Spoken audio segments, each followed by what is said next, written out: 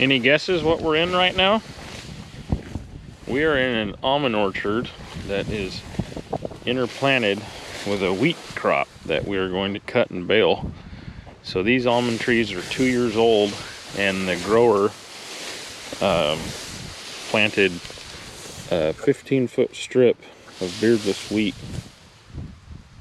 So the trees aren't in production yet. Almonds don't come into production until their 3rd year. So to add to the health of the soil and offset the cost of planting the orchard, some growers will plant something in the middle to make a hay crop out of. So I'm just out here checking how the heads are filling and trying to decide when we may cut. So yeah, these are almond trees. They have a few nuts on them, but there's not enough to harvest for sure. So these will be harvested next season. So this will be the last year of having this wheat intercropped in the middle. So I'm just pulling grain heads off and checking how they're feeling, what stage they're at. But just thought I'd show it. Something kind of cool, I think, that some of the growers around here do, because think about it. You got these almonds out here. I think these tree to tree, it's 22 feet wide. So you got this space that you're not using, until your trees are harvestable. So might as well do something with it. So like I said, these guys planted wheat. Some guys have planted alfalfa before. Puts a little money in their pocket, and wheat's really good for the ground, kind of mellows everything out. So it's kind of a win-win. It's not too hard for us to come in here and cut and bale it. We won't run a rake in here or anything, so it's really not too bad. Just running swather and a baler and a harrow bit, it's not too big of a deal. But anyway, I'm gonna grab a couple heads and kind of show you guys what I'm looking for.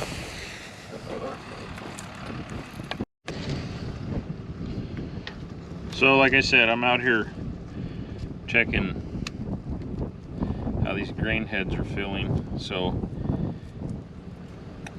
there's the milk stage, which is basically, the head here has like liquid in it, and then there's like what I call the dough stage. So that's when the grain's starting to form. I like to cut when it's in the dough stage. Kind of depends on how much moisture's in the ground and how healthy the wheat crop or the plant itself is. Because if you cut in the dough stage and everything's right, there should be enough moisture in the stem for the grain to finish. So the grain finishing is going to add value to the feed for the cows, and it's also going to add weight to the bales. I've seen a 200-pound difference, versus bales having, good heavy grain in them, and bales that, have small light grain in them. But you can see the grain starting to form there. They're not all like that. This stuff's almost ready to cut, but I'd say maybe just wait a little bit longer. It'd be beneficial for the grower. Have heavier bales. They sell this stuff by the ton, so the heavier the bales, the better it is for them, and the better it is for the cows because of the feed value. So, but what I do, I'll just grab some heads off of here, and then basically I just like squeeze them and see, like I wouldn't even, I'd call that, I don't know, it's kind of it's milk stage still. There's really no dough in there, and the dough is what's going to form the grain. So, and I think this field was irrigated. The grower actually they have double line drip, and then the single line in the middle is a micro sprinkler. And this guy was pretty smart. He planted it into moisture after a rain, and then they actually pulled the double line drip. So they pulled this tube right here, and they threw it out into the row. And so from that side they threw it in, and from that side they threw it in, and they irrigated with it. So rather than being a completely dry land crop, it got some water. So the drip, watered out in the middle really well, And then to get the ends here, to get the water to sub together, they actually turn their micro sprinklers on. So that's got a pattern, you know, that's going to throw water out to here, and then whatever moisture the drip put out in the middle, it should meet over here. So then you got good moisture in the ground. Anyway, I just thought you guys might find that interesting. It's something that you don't see everywhere, but a lot of growers are starting to do it. You know, the more trees that are going in. So anyway, we probably have a swather in here, I don't know, pretty quick, I bet. Start knocking it down and get it baled up. But anyway, I'm gonna try to get some footage tomorrow of the swathers, show you guys that, and then we're actually gonna fire the rakes and hopefully the balers up tomorrow and get the bugs out of them. So we'll bring you guys along. Here's my #1 employee sleeping on the job.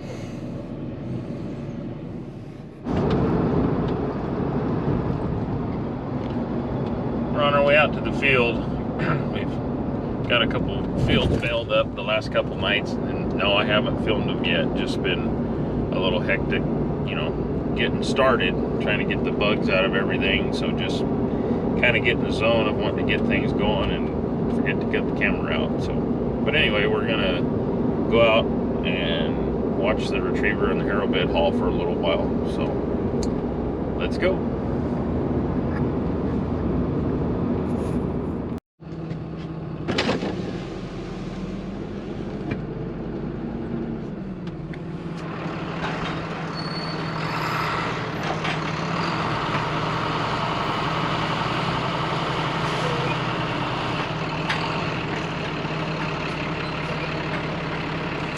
We're hauling 6 bales at a time, or 3 highs.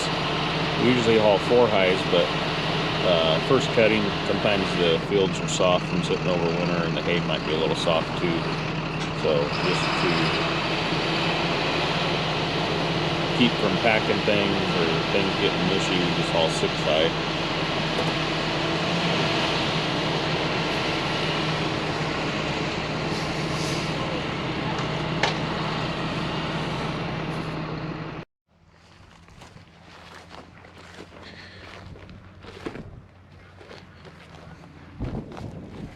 Pretty nice looking hay for first cutting. It was a little short, kind of a light crop, but looks pretty good. Got good color, good leaf in there. So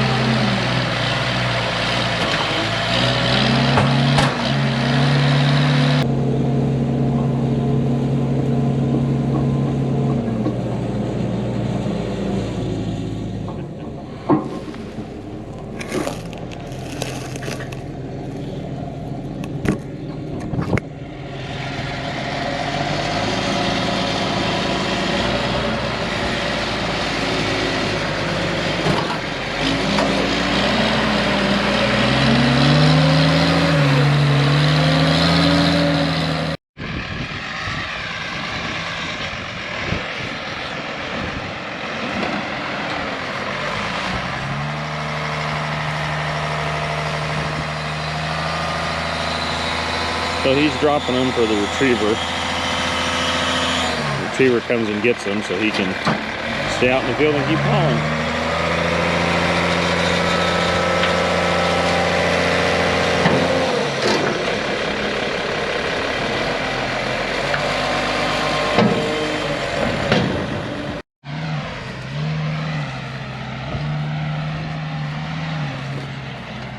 These guys working together with one harrow bed and one retriever, really efficient. The retriever keeps the harrow bed in the field and keeps them hauling.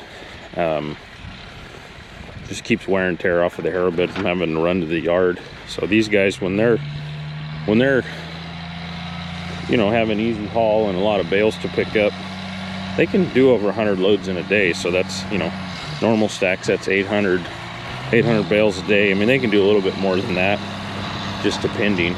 So the retriever, he's A couple loads behind only because he's got kind of a long haul. He's got to haul back over that way on the other side of those trees. So he's having to hustle back, but we'll catch him backing into him. He's putting his bed down. He's got his clamps open.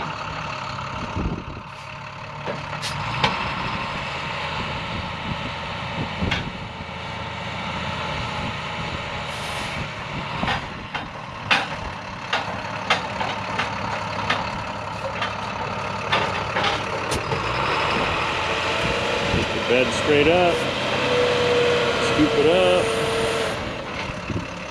clamp it down.